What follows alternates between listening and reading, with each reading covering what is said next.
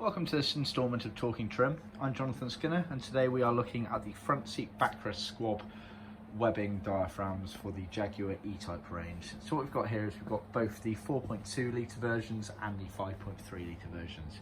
So starting off with the 4.2 litre versions, so this is Series 1 and Series 2.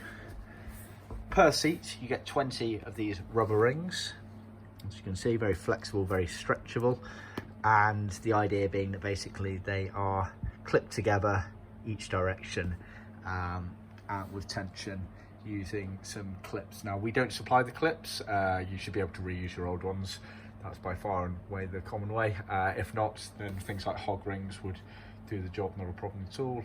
Various clips out there that could be used to substitute if your old ones are no good, but more often than not they should be absolutely fine. And then they are clipped to the outside framework.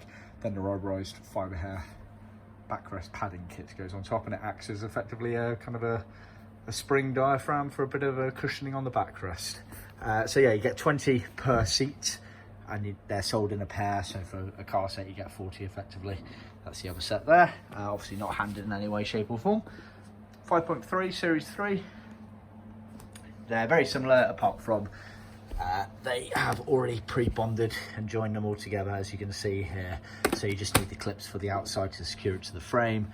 Same principle absolutely applies on those. They are sold as car sets, so 2 seats. So that's the 5.3 Series 3 version, Series 1, Series 2, 4.2 version there.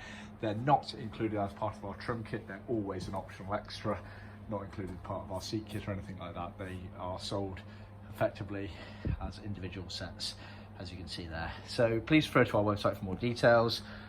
Blog handbook area should have some details on there of how to fit them in the car.